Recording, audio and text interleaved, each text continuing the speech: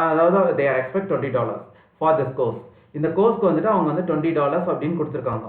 So இதில் வந்து பார்த்தீங்க அப்படின்னீங்கன்னா நம்மளுக்கு வந்து இப்போ ஓகே, அதாவது 1480 ரூபி அவங்க வந்து சார்ஜ் பண்ணுறாங்க. Okay, good. இப்போ வந்து நம்மளுக்கு வந்து இதனால் லேர்ன் பண்ணுறதுனால என்ன சார் அட்வான்டேஜ்? நம்மளுக்கு வந்து இப்போ சோஷியல் மீடியா மார்க்கெட்டிங்னா நீங்கள் ஃபேஸ்புக்கில், ட்விட்டரில் இதிலெல்லாம் நீங்கள் வந்து ஆட் கொடுக்கலாம். இப்போ யூடியூப்பு இதிலெல்லாம் உங்களுடைய அட்வர்டைஸ்மெண்ட். ஸோ இதில் வந்து நம்மளுக்கு வந்து ஆட் கொடுக்குறாங்க. ஸோ இதை வந்து ஜஸ்ட்டு ஒரு கிளிக் பண்ணி சும்மா பார்க்க போகிறோம், ஒரு என்ரோல்மெண்ட் பண்ணி. இப்போ வந்து நம்ம வந்து பார்த்தீங்கன்னா நம்ம இப்போ இந்த என்ரோல் பட்டனை கிளிக் பண்ணும்போதே நம்மளோட டீட்டெயில்ஸ் எல்லாமே அதில் ரெக்கார்ட் ஆகிருக்கும். சரியா? நம்ம இப்போ வந்து இப்போ கண்டினியூ அப்படின்ற போது நீங்கள் வந்து பார்த்தீங்கன்னா தயவுசெய்து இப்போ வந்து நீங்கள் வந்து மேலே வந்துட்டு என்ன கொடுத்துருக்கீங்க, இப்போ வந்து எம்ஆர் நிதின்னு சொல்லிட்டு அந்த இமெயிலில் இருக்காங்க. ஸோ இவங்க வந்து ஆட்டோமேட்டிக்காக அந்த இமெயிலோட டீட்டெயில்ஸ் எல்லாமே அவங்க கேதர் பண்ணிவிடுவாங்க. As well as they are sent it out pamphlet, brochures and course outlines எல்லா இன்ஃபர்மேஷன்ஸும் அவங்க சென்ட் பண்ணிவிடுவாங்க அந்த இமெயிலுக்கு. ஏன்னா ஆட்டோமேட்டிக்காக அவங்க வந்து கேப்சர் பண்ணிட்டாங்க உங்களோட இமெயில் ஐடி என்னன்னு அப்படின்றது. ஸோ இப்போ வந்து நான் வந்து அதுக்குள்ளார என்டர் ஆக விரும்பலை. ஏன்னா இந்த சோஷியல் மீடியா மார்க்கெட்டிங்கிறது என்ன, we should give ad we are ad our business through social service provider sites. Social service provider sites என்னென்ன, youtube.com and then facebook.com, twitter.com. So இதெல்லாம் வந்து social service media. So social media service provider இப்படி சொல்லலாம், social media service provider. So இவங்களுக்கு இந்த வெப்சைட்குள்ளெல்லாம் போயிட்டு நம்மளோட பிஸ்னஸோட ஆடை லான்ச் பண்ண முடியும்.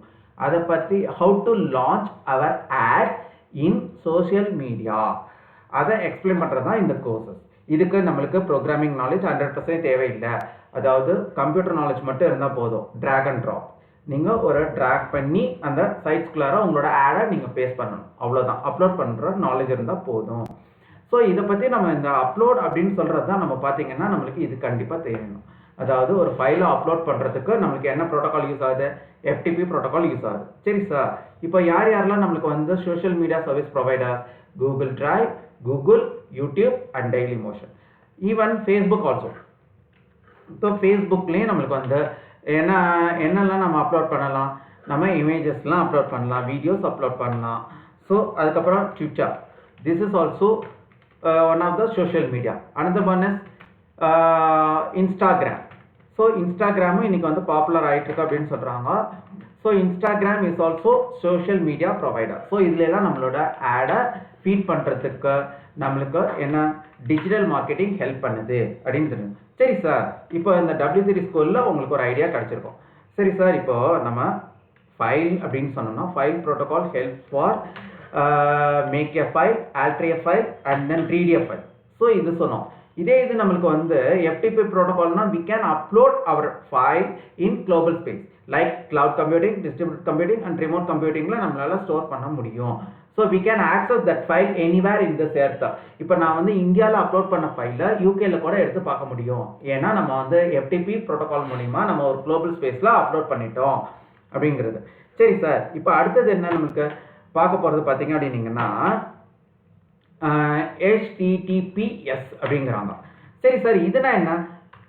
HTTP protocol, please underline this word. HTTP protocol support read permission only. அதாவது என்னன்னா நம்மளோட ஃபைலில் இருக்க டேட்டாவை ரீட் பண்ண முடியுமே தவிர no one can modify that file data and folder data. ஃபைலில் இருக்க டேட்டாவை எல்லாருமே ரீட் பண்ணலாம், ஆனால் அந்த ஃபைலில் இருக்க டேட்டாவை யாராலையுமே சேஞ்சஸ் பண்ண முடியாது. அதுக்கு பேர் HTTP protocol.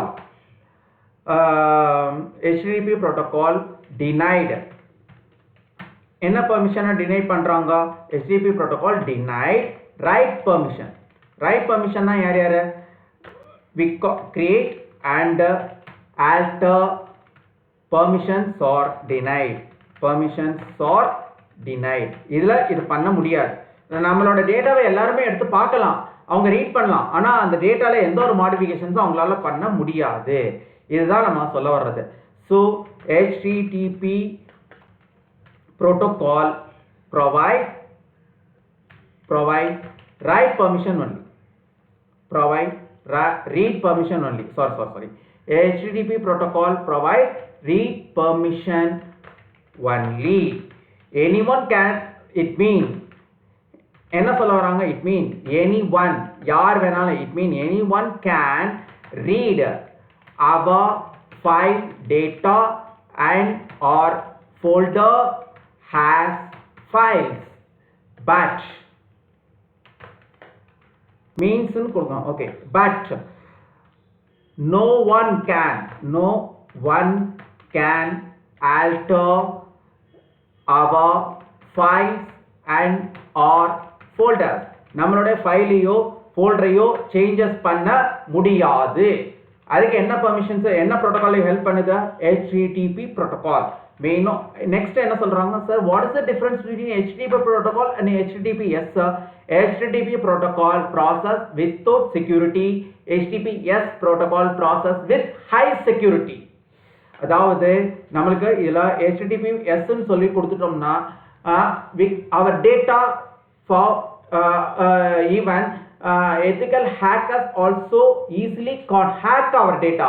Ethical அதாவது ethical hacker ன்னு கிடையாது, even grey cap hackers, black cap hackers, அதாவது grey hat hackers, black hat hackers ஆல கூட ஈஸியா நம்மளோட டேட்டாவை ஹேக் பண்ண முடியாது. மேபி ஹேக்கிங்ல ஸ்ட்ராங்கா இருக்கிறவங்களால they can hack our data, but easily we can't hack our data while we are using HTTPS. HTTPS use பண்ணும்போது நம்மளோட டேட்டாவை ஈஸியா ஹேக் பண்ண முடியாது. HTTPS 99.99% secure our data. 0.1% only our data is not secure. But when we are use HTTPS provide high security, HTTP protocol provide low security. சரி sir, இப்போ file protocol சொல்லிட்டீங்க. FTP புரோட்டோகாலோட full form என்ன? File transfer protocol. அப்போ HTTPS புரோட்டோகாலோட use என்ன?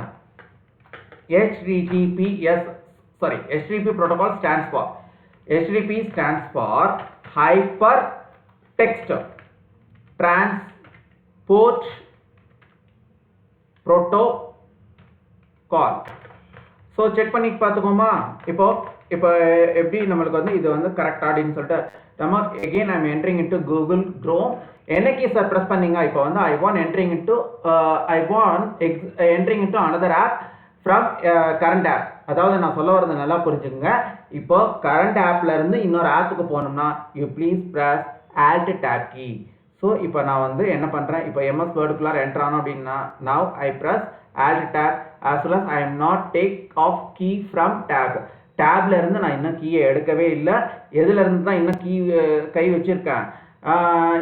still till I am down on Alt key. Alt keyல தான் இன்னும் கை வச்சிருக்கேன். now I take off from Alt key.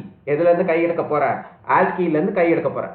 now I am entering into MS Word. So இப்போ வந்து நான் அந்த Alt F4 கீ ப்ரெஸ் பண்ணேன். I close that application. நான் திரும்பவும் சொல்றேன், நல்லா புரிஞ்சுக்கோங்க. I want entering into another app, then you please press Alt tab key for entering into another app.